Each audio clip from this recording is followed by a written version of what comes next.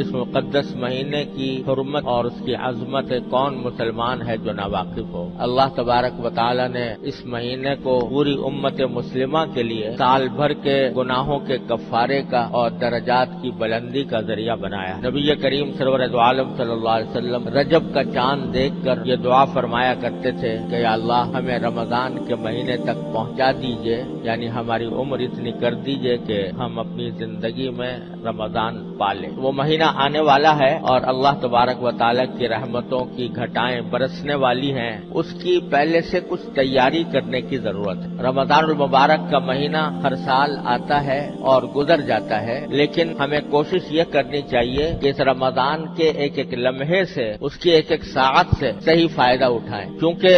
آدمی غفلت کی حالت میں مہینہ شروع کر دیتا ہے اور باتیں آج سے کل پر اور کل سے پرسوں پر چلتی چلی جاتی۔ اس لیے اس بات کی ضرورت ہے کہ شروع ہی سے، رمضان شروع ہونے سے پہلے آدمی اس کی تیاری کرے۔ یہ مہینہ یوں تو روزوں کا مہینہ ہے، رات کے وقت میں تراویح اس میں سنت مؤکدہ قرار دی گئی ہے، لیکن ایسا لگتا ہے کہ یہ پورا کا پورا مہینہ در حقیقت مسلمانوں کو ایک نئی زندگی دینے والا مہینہ ہے۔ 11 مہینے تک ہم لوگ اپنی دنیاوی مصروفیات میں لگے رہتے ہیں اور ان مصروفیات کی وجہ سے بسا اوقات ہم پر غفلت طاری ہوتی رہتی ہے اور اللہ جل جلالہ کے ساتھ جو مضبوط تعلق ہونا چاہیے تھا وہ کمزور پڑ جاتا ہے۔ اس واسطے اللہ تبارک و تعالی نے یہ مہینہ اس غرض کے لیے بنایا ہے کہ جو لوگ سال کے 11 مہینوں میں اللہ تبارک و تعالی کے تعلق سے دور چلے گئے ہیں، ان کو اس مہینے میں قریب لایا جائے اور اللہ تبارک و تعالی کی محبت، اس کی خشیت، اس کا تعلق، اس میں اضافہ ہو۔ اور در حقیقت یہ مہینہ اس لیے بھی بڑی اہمیت رکھتا ہے کہ اگر غور سے دیکھا جائے تو یہ ٹریننگ کورس ہے جس سے ہر مسلمان کو گزارا جاتا ہے۔ یہ ایک تربیت کا زمانہ ہے، یہ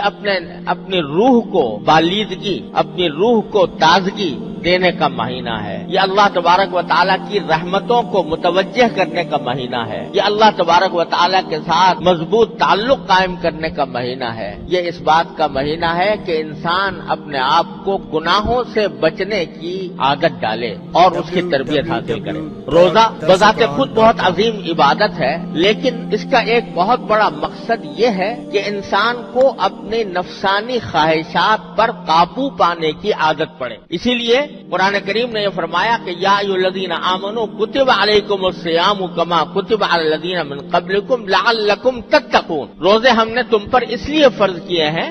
تاکہ تمہارے اندر تقوی پیدا ہو۔ تقوی کس چیز کا نام ہے؟ تقوی اس کو کہتے ہیں کہ آدمی کے دل میں کوئی غلط خواہش پیدا ہو رہی ہے، غلط جذبہ پیدا ہو رہا ہے، دل میں برائی کی امنگ پیدا ہو رہی ہے، برائی کا میلان پیدا ہو رہا ہے، لیکن آدمی اللہ تبارک و تعالی کی عظمت کو، اس کی خشیت کو، اس کے جلال کو مد نظر رکھ کر اپنی اس خواہش کو دبا دے، اپنی اس خواہش کو کچل دے، اللہ کے لیے کچل دے۔ اس کا نام ہے تقویٰ، کہ دل میں خواہش پیدا ہو رہی ہے کہ میں اپنی نگاہ کو غلط استعمال کروں اور اس کے ذریعے کوئی گناہ کی چیز دیکھوں، لیکن آدمی یہ سوچتا ہے کہ میں اللہ کا بندہ ہوں، اللہ تبارک و تعالی مجھے دیکھ رہا ہے، میری ایک ایک نقل و حرکت اس کی نگاہ میں ہے اور کل کو مجھے اپنی ایک ایک نقل و حرکت کا جواب بھی دینا ہے۔ مَن يَعْمَلْ مِثْقَالَ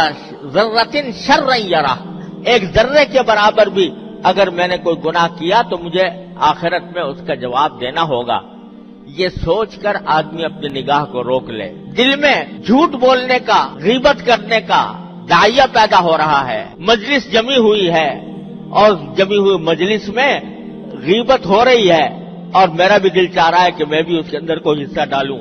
لیکن آدمی اس وقت اللہ تبارک و تعالیٰ کی عظمت کو، اس کی خشیت کو، اس کے جلال کو دل میں لا کر اپنے آپ کو اس سے روک لے، تو یہ تقویٰ ہے۔ تو اللہ تبارک و تعالیٰ فرماتے ہیں کہ ہم نے روزے تم پر اس لیے فرض کیے ہیں تاکہ تمہارے اندر تقویٰ پیدا ہو، کیونکہ روزے کے ذریعے تقویٰ کی تربیت دی جاتی ہے۔ وہ اس طرح کہ ہر مسلمان جب روزہ رکھ لیتا ہے اور ارادہ کر لیا کہ آج میرا روزہ ہے، جس کے معنی یہ کہ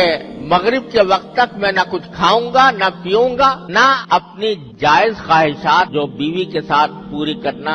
حلال ہوتا ہے وہ بھی میں نہیں کروں گا، یہ ارادہ انسان نے کر لیا۔ جب روزہ رکھ لیا تو کوئی بھی مسلمان ایسا نہیں ہوتا کہ جو بھوک کی شدت کی وجہ سے یا پیاس کی شدت کی وجہ سے روزہ توڑ دے. بھوک لگی ہوئی ہے، کھانا موجود ہے، اس کی خوشبو آ رہی ہے، اس کو کھانے کو دل چاہ رہا ہے، لیکن چونکہ روزہ رکھ لیا ہے تو اس وجہ سے آدمی سوچتا ہے کہ میں نے روزہ رکھا ہوا ہے، اس حالت میں کھانا میرے لیے جائز نہیں، صبر کرو، شام تک صبر کرو، جب شام ہوگی اور یہ کھانا حلال ہو جائے گا پھر کھاؤں گا. تو یہ جو انسان اپنی بھوک کی خواہش کو روک رہا ہے، اس لیے روک رہا ہے کہ اللہ تبارک و تعالیٰ کے لیے روزہ رکھا ہوا ہے اور روزہ توڑنا بہت سخت گناہ ہے، اس کا کفارہ بھی بہت زبردست ہے، اس واسطے آدمی رک گیا باوجود بھوک ہونے کے. یہ چیز جو اس کو کھانے سے روک رہی ہے، پینے سے روک رہی ہے، یہ در حقیقت اللہ تبارک و تعالیٰ کے عظمت و جلال اور اللہ تبارک و تعالیٰ کی خیشیت، اس کے حکم کا احترام، یہ چیز ہے جو اس کو ان خواہشات پر عمل کرنے سے روک رہی ہے. تو اللہ تبارک و تعالیٰ فرماتے ہیں کہ روزہ ہم نے اس لیے فرض کیا ہے تاکہ تمہارے اندر یہ تقویٰ کی تربیت حاصل ہو تمہیں.